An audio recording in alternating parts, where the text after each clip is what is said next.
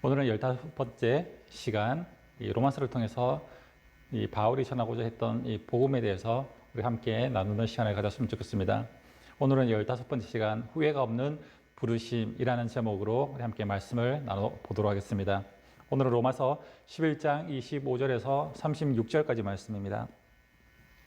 형제들아, 너희가 스스로 지혜 있다 하면서 이 신비를 너희가 모르기를 내가 원하지 아니하노니, 이 신비는 이방인의 충만한 수가 들어오기까지 이스라엘의 결혼은 우둔하게 된 것이라. 그리하여 온 이스라엘이 구원을 받으리라. 기록된 바 구원자가 시온에서 오사 야곱에게서 경건하지 않은 것을 돌이키시겠고, 내가 그들의 죄를 없이 할 때 그들에게 이루어질 내 언약이 이것이라 함과 같으니라. 복음으로 하면 그들이 너희로 말미암아 원수된 자요, 택하심으로 하면 조상들로 말미암아 사랑을 입은 자라. 하나님의 은사와 부르심에는 후회하심이 없느니라. 너희가 전에는 하나님께 순종하지 아니하더니 이스라엘이 순종하지 아니함으로 이제 긍휼을 입었는지라. 이와 같이 이 사람들이 순종하지 아니하니 이는 너희에게 베푸시는 긍휼로 이제 그들도 긍휼을 얻게 하려 하심이라. 하나님이 모든 사람을 순종하지 아니하는 가운데 가두어 두심은 모든 사람에게 긍휼을 베풀려 하심이로다. 깊도다 하나님의 지혜와 지식의 풍성하며 그의 판단은 헤아리지 못할 것이며 그의 길은 찾지 못할 것이로다. 누가 주의 마음을 알았느냐? 누가 그의 모사가 되었느냐? 누가 주께 먼저 드려서 갚으심을 받겠느냐? 이는 만물이 주에게서 나오고 주로 말미암고 주에게로 돌아감이라. 그에게 영광이 세세 있을지어다. 아멘. 네, 오늘은 15번째 시간, 후회가 없는 부르심이라는 제목으로 잠시 우리가 로마서를 통해서 말씀을 나눠보도록 하겠습니다. 우리가 논리적인 사람을 보면은 논리적인 사람은 어떻습니까? 어떤 일을 할 때 자기 머릿속에 이미 논리적인 이 계획들이 논리적으로 정리가 되어 있기 때문에 일을 처리할 때 실수가 없고, 그렇죠, 성공할 확률이 많이 있습니다. 그리고 자신이 하는 일에 이 확신을 가지고 할 수 있다는 것이죠. 그러나 이 논리적인 사람의 이 단점이 있습니다.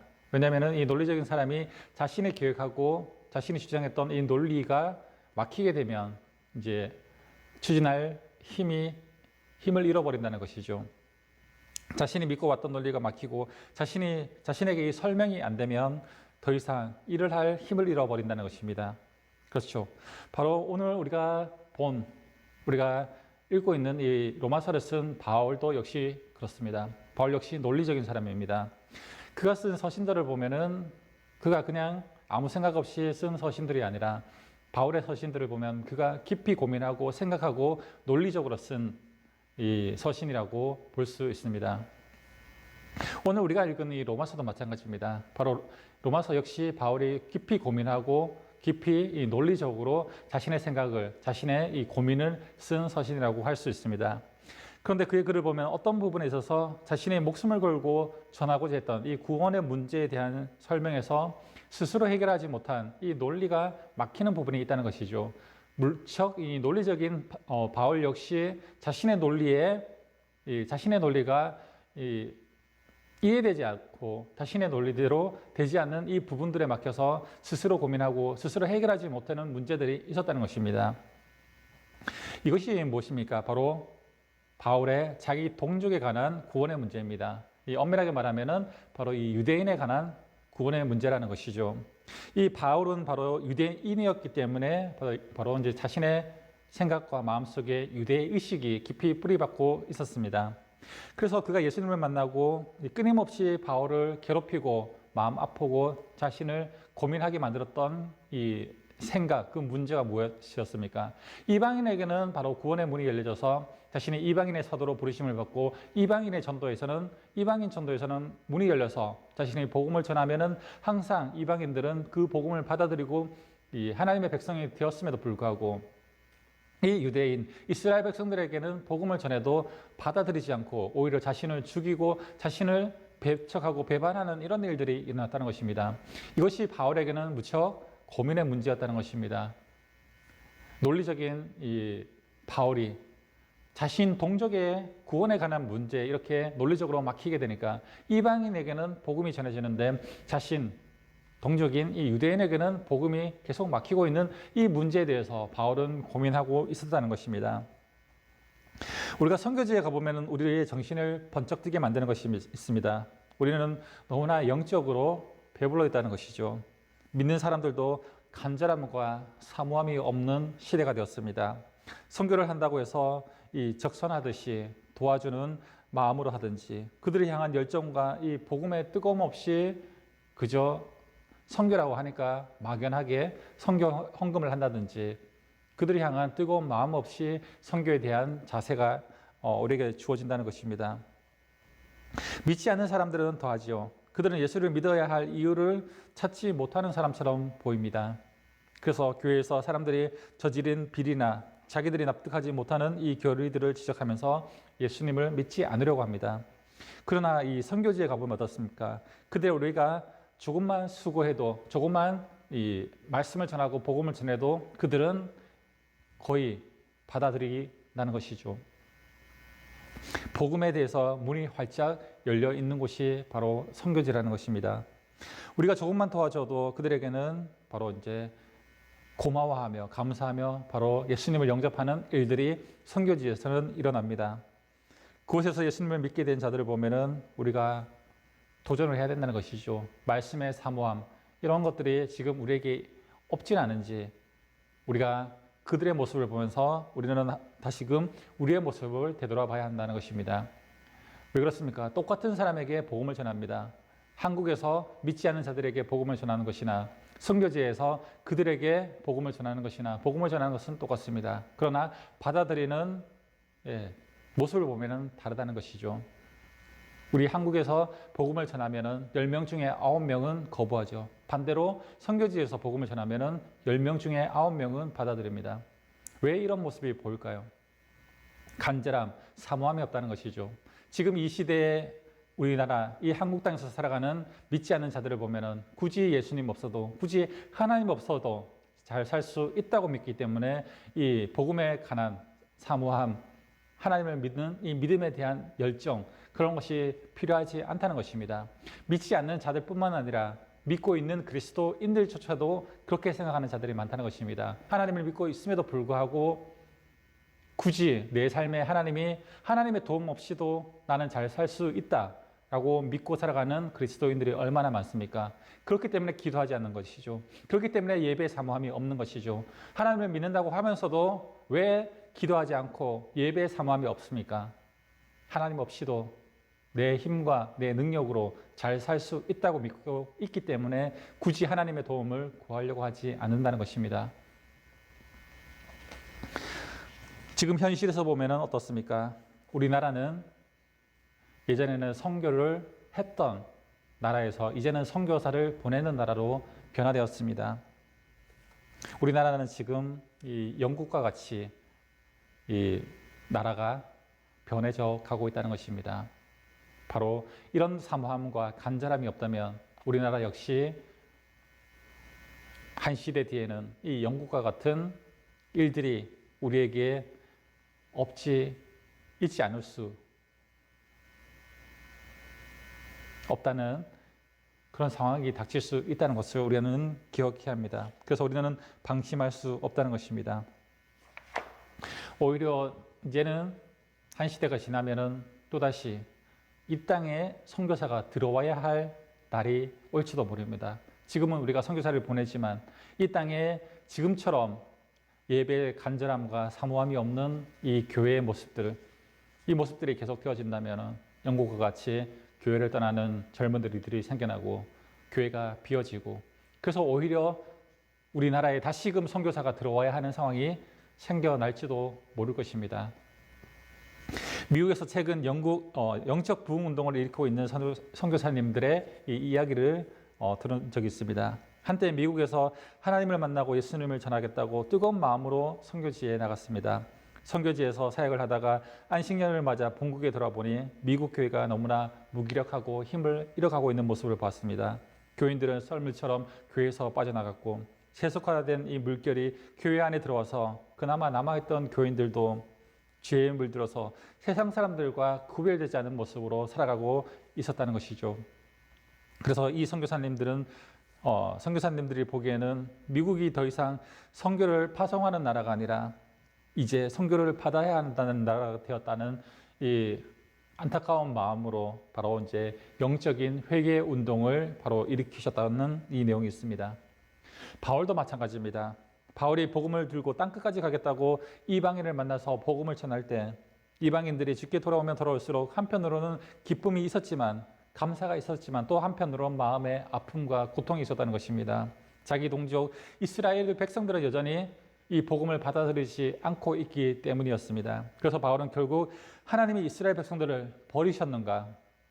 아니면 언젠가는 하나님이 이스라엘을 향한 계획을 가지고 계시다가 역사 가운데 다시 이 이스라엘 백성들을 불러들이시는 그런 일들이 일어날 수 있겠는가라는 문제를 가지고 논리와 자신이 가진 이 마음으로 안타깝게 이 문제에 대해서 갈등을 겪고 있는 이 바울의 모습을 이 로마서를 통해서 우리는 볼 수 있다는 것입니다. 그러다가 바울은 어느 순간에 이 문제에 대해서 실마리를 발견하게 됩니다. 그래서 바울이 이제 로마서를 쓰다가 이 9장에서 11장까지의 내용이 무엇이라고 했습니까? 바로 이제 9장에서 11장까지의 이 로마서 내용은 바로 이 유대인들을 염두에 두고 쓴 부분이라고 우리가 지난 시간에 살펴보았습니다. 오늘 본문은 바로 이제 자기 동족 유대인에 대한 이 문제에 대한 결론에 해당되는 부분이라고 할 수 있습니다. 오늘 25절에 보면 이렇게 말하고 있습니다. 형제들아 너희가 스스로 지혜 있다 하면서 이 신비를 너희가 모르기를 내가 원하지 아니하노니라는 말씀으로 시작합니다. 이 세상에는 자기 꾀에 넘어가는 사람들이 많습니다. 이런 경우에 대부분 이 교만 문제에 걸려 있다는 것이죠. 스스로 지혜 있다 한 이 교만한 마음 때문에 다른 것을 알려고 하고 알려거나 배우려고 하지 않는 바로 그런 마음들 때문에 스스로 무너진다는 것입니다. 바울은 고민 중에 깨달은 것이 있습니다. 그것은 한마디로 25절 말씀 중에 이 신비라는 것입니다. 예전 번역에서는 이 신비를 이 비밀이라고 번역을 했습니다. 신비나 비밀 다 같은 의미라고 할 수 있죠. 아직 다 공개되지 않는, 잘 알려지지 않은 것입니다. 이것은 대부분의 사람들이 모르는 것, 이것이 바로 신비, 비밀이라는 것입니다. 마치 어떤 사람이 매우 비밀스러운 일을 가지고 있는데 그것을 말하지 않으면 아무도 모르는 일입니다. 그런데 이러한 비밀스러운 일들을 이 몇몇 특정인들이 알고 있다면 그것은 비밀을 말하는 자와 듣는 자만이 알고 있는 이 신비, 비밀이라는 것입니다. 바울은 바로 이스라엘 백성들의 이 구원의 문제에 있어서 이 신비, 비밀을 깨달은 것입니다. 그래서 바울은 이 신비는 이방인의 충만한 수가 들어오기까지 이스라엘의 더러는 우둔하게 된 것이라 라고 말하고 있습니다. 이 말은 이방인에게도 구원의 문이 열리게 하기 위해서는 이스라엘을 우둔하게 만든다는 것입니다. 그러면 언제까지 이스라엘 백성들을 이 우둔한 상태로 내버려 두시겠냐는 것입니다. 그것은 이방인의 충만한 수가 들어오기까지라는 것입니다. 하나님이 일하시는 방법 중에 하나는 한쪽을 막으시면 다른 한쪽을 열어주신다는 것입니다. 하나님이 이스라엘 구원의 문을 막으시는 것은 이 하나님께서 이스라엘 백성들에게 구원의 이 문을 막으시는 것처럼 보이지만 반대로 이방인을 향한 구원의 문을 열어주시기 위해서 바로 이스라엘 백성들을 향한 구원의 문을 막으셨다는 것입니다. 바로 지금 바울이 깨달은 것이 이것이라는 것이죠. 신비, 비밀이 바로 그것이라는 것입니다. 이방인을 향한 구원의 문을 열어주시기 위해서 지금 이 유대인을 향한 구원의 문은 잠시 닫았다는 것입니다. 지금 여러분들의 삶에 하나님께서 여러분들을 향한 이 계획한 어떤 문을 닫으신 것처럼 보이는 상황들이 있습니까?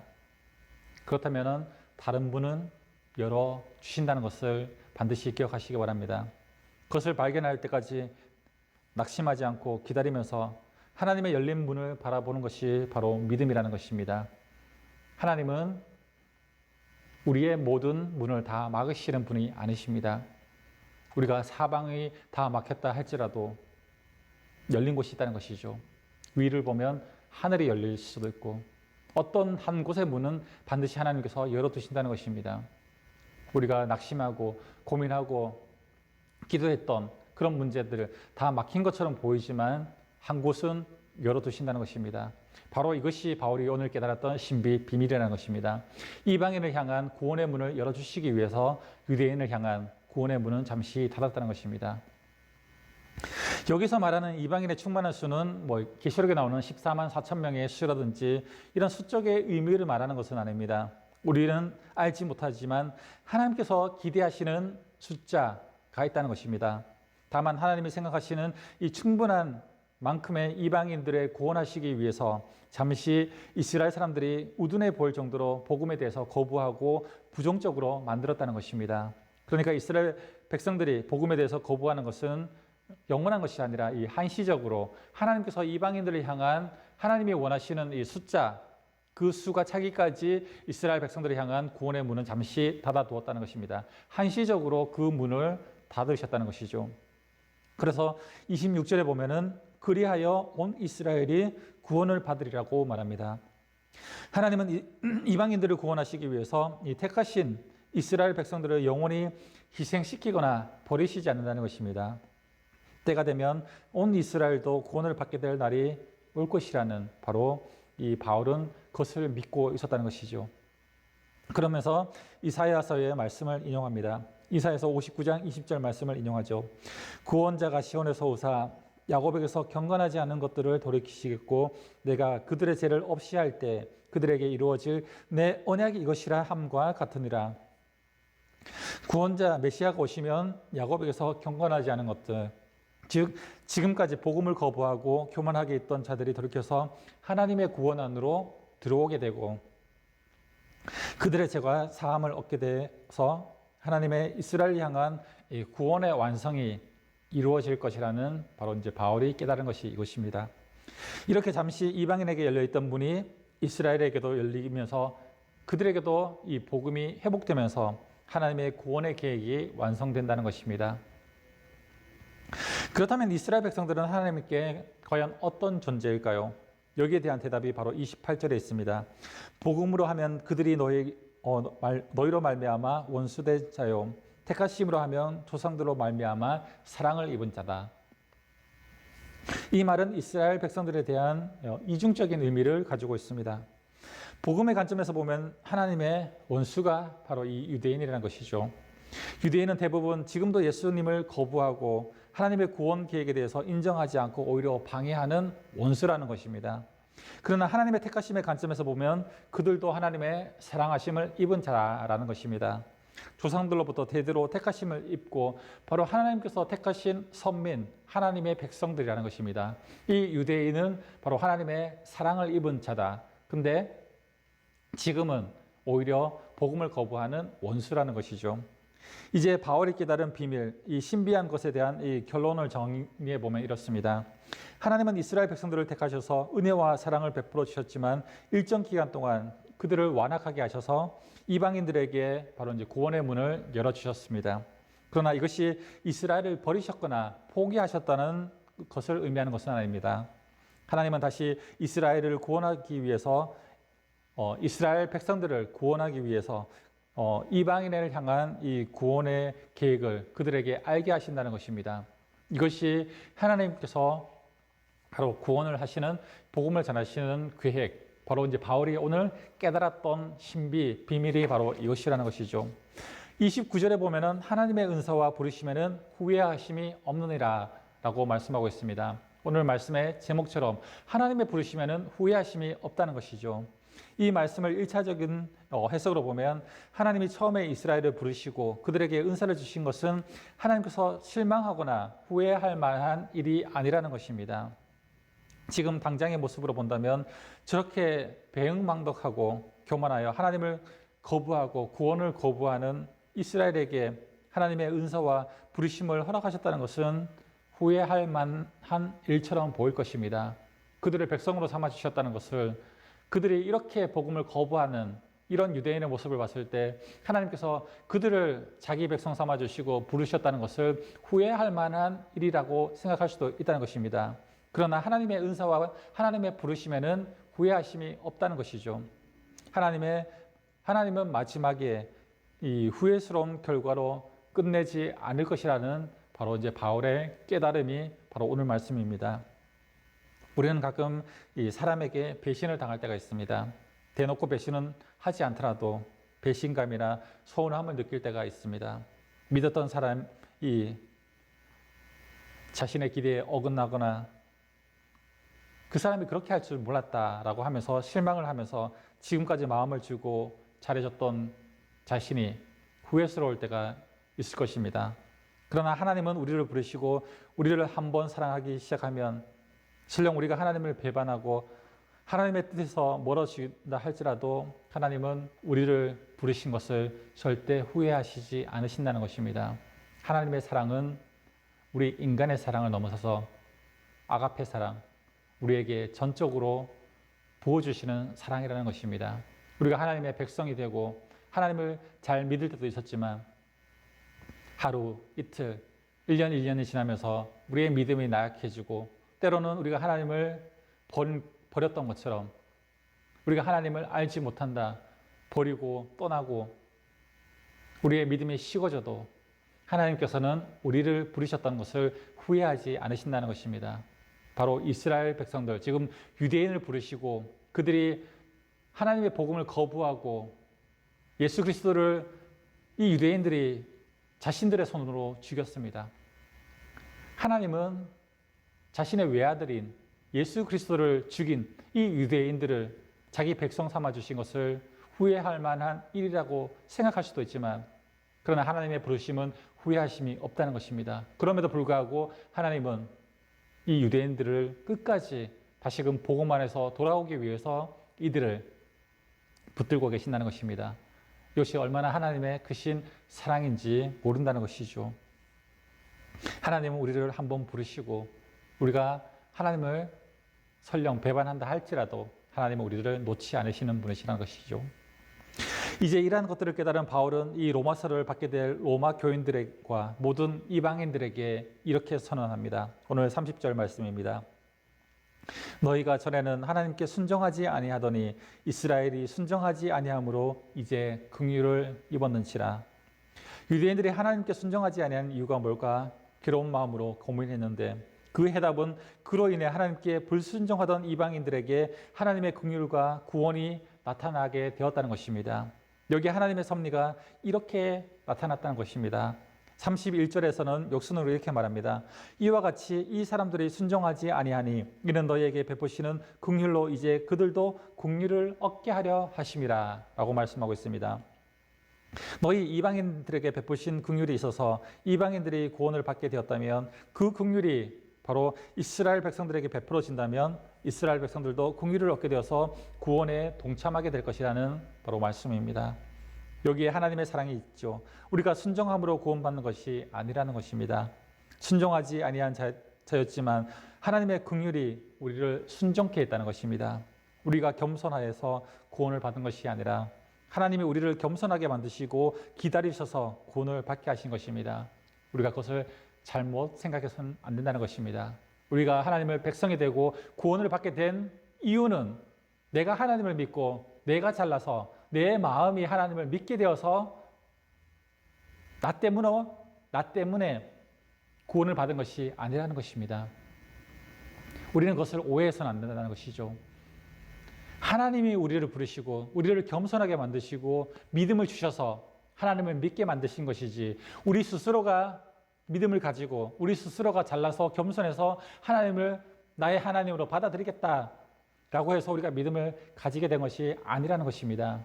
우리가 믿음을 가진 것은 전적으로 하나님께서 우리를 붙드시고 우리에게 믿음을 주셨기 때문에 우리를 겸손하게 만드셨기 때문에 하나님에게 그 주권이 있다는 것입니다.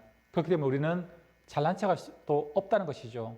내가 믿은 것이 아니라 하나님이 우리를 믿게 하셨다는 것입니다. 그렇기 때문에 믿음을 가진 저와 여러분들은 겸손해야 된다는 것입니다. 하나님 앞에 철저히 우리가 믿은 것이 아니라 하나님의 은혜, 전적인 은혜 안에서 믿음을 가지게 된 것을 감사함으로 우리는 하나님을 향해 그렇게 예배하고 그렇게 하나님을 찬양해야 된다는 것입니다. 우리가 예배를 드리며 찬양할 때 우리의 마음으로 내가 내 자의적인 마음으로 하나님께 뭔가 해준다는 생각으로 예배하고 찬양하는 것이 아닙니다. 하나님께서 우리를 불러주시고 구원해 주신 그 은혜가 너무나 감사하고 그 은혜가 너무나 크기 때문에 우리는 감사함으로 하나님께 찬양하고 예배하는 것입니다. 우리가 잘못 생각해서는 안 된다는 것이죠. 하나님께 예배를 해주는 것이 아니라 하나님께 감사함으로 예배를 드리고 찬양을 드리고 그런 마음으로 예배를 해야 진정한 예배의 자가 될 수 있다는 것입니다. 32절에서 보면은 하나님이 모든 사람을 순종하지 아니하는 가운데 가두어두심은 모든 사람에게 긍휼을 베풀려 하심이라 라고 말씀하고 있습니다. 내가 불순종했기 때문에 은혜를 아는 것입니다. 내가 불순종의 사람이었기 때문에 긍휼이 필요했던 것입니다. 죄가 크면 은혜가 더 크다는 것이죠. 이러한 비밀을 깨달은 바울은 하나님의 크신 계획과 구원의 섭리에 감탄을 하고 있습니다. 그리고 하나님께 찬양을 쏟아내죠. 자신의 좁은 의견과 자신의 좁은 생각, 자신의 좁은 지식으로 하나님이 왜 이스라엘에게는 구원을 막으셨을까라고 고민했던 것을 회개하면서 하나님을 찬양하게 되었습니다. 그 내용이 33절에서부터 36절의 이 바울의 고백입니다. 흔히 말하는 것처럼 깨달음은 물음표를 느낌표로 바꾸어집니다. 왜 그랬을까? 의문을 가졌던 것이 그랬구나 라고 느끼게 되는 이 감탄사로 바뀌게 되는 것입니다. 바울은 이것을 깊도다 하나님의 지혜와 지식의 풍성함이요 그의 판단은 헤아리지 못할 것이며 그의 길은 찾지 못할 것이다 라고 고백합니다. 바울이 고민했던 것은 바로 하나님의 비밀이었습니다.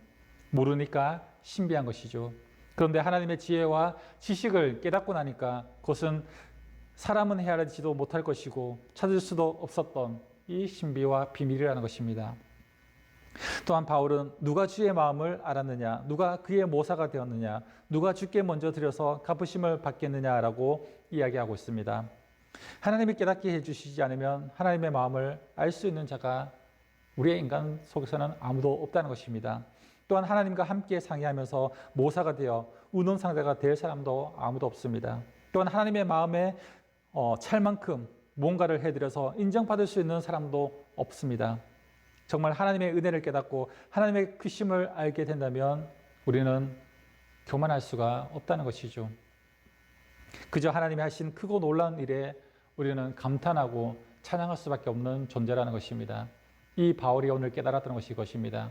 자신이 고민하고 자신이 깊이 생각했던 이 문제, 이것은 자신이 해결할 문제도 아니고 이해될 문제도 아니었습니다. 이 신비를 깨닫고 난 이후에 바로 바울은 우리가 할 수 있는 것은 바로 하나님을 찬양하고 감탄하고 하나님께 영광 돌려드리는 그 일밖에는 없다는 것을 바울은 오늘 고백하고 있다는 것이죠.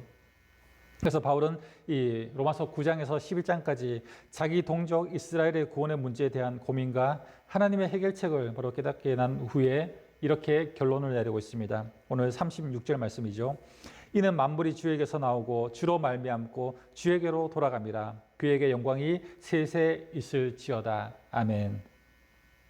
이스라엘의 구원뿐 아니라 우리 인생의 모든 문제는 다 주님에게서 나왔습니다. 주님을 통해서 주님과 함께 있다가 주님께로 돌아가는 것이 바로 우리 인생의 문제라는 것입니다.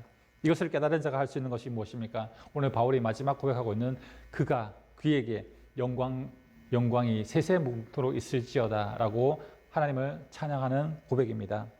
우리의 인생을 마무리할 때 내 인생의 처음부터 모든 과정 그리고 마지막 우리가 주님께 돌아갈 때까지 내 인생을 통해서 하나님의 영광을 돌려드리는 것이 바로 우리의 그리스도인들의 자세라는 것입니다.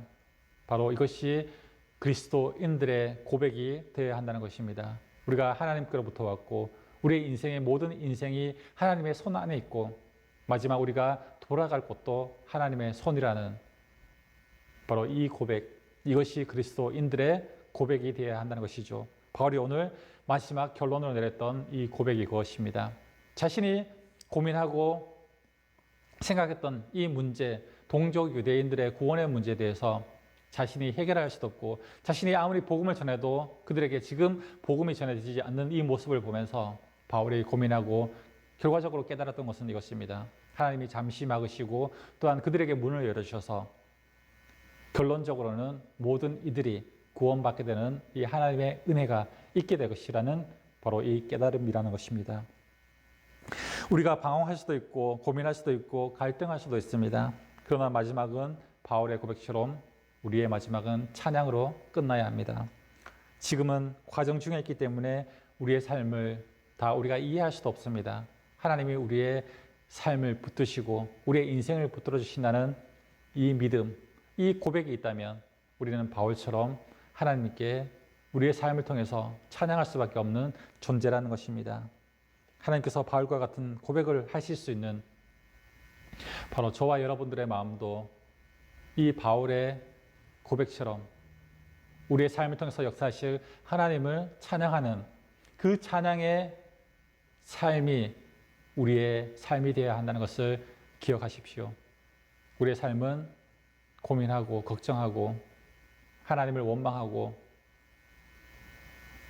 그러한 삶이 아니라 우리의 삶을 통해서 역사하실 하나님의 은혜를 찬양하며 그들을 높여 그분만을 높아지게 만드는 영광을 돌려드리는 삶이 바로 우리들의 삶인 것을 생각하시면서 이번 한 주간은 우리의 삶을 통해서 하나님께 영광 돌려드리고 우리의 입술과 우리의 행동을 통해서 하나님을 찬양하는 그런 삶이 우리에게 있어지기를 주님의 이름으로 축복합니다. 오늘 말씀은 여기서 마치도록 하겠습니다. 오늘 15번째 시간 후회가 없으신 하나님의 부르심에 대해서 우리가 이 로마서를 통해서 잠시 살펴보았습니다. 다음 시간에는 이 16번째 시간 영적인 예배, 우리가 하나님께 드려야 할 영적인 예배가 과연 어떤 것인지에 대해서 이 로마서 12장 1절과 2절 이 말씀을 통해서 영적인 예배가 과연 무엇인지에 대해서 살펴보는 시간을 가졌으면 좋겠습니다. 오늘 이 로마서를 통해서 우리가 함께 로마서를 공부해 보았습니다. 함께 해주셔서 감사하고 다음 시간에 다시 뵙도록 하겠습니다. 수고하셨습니다.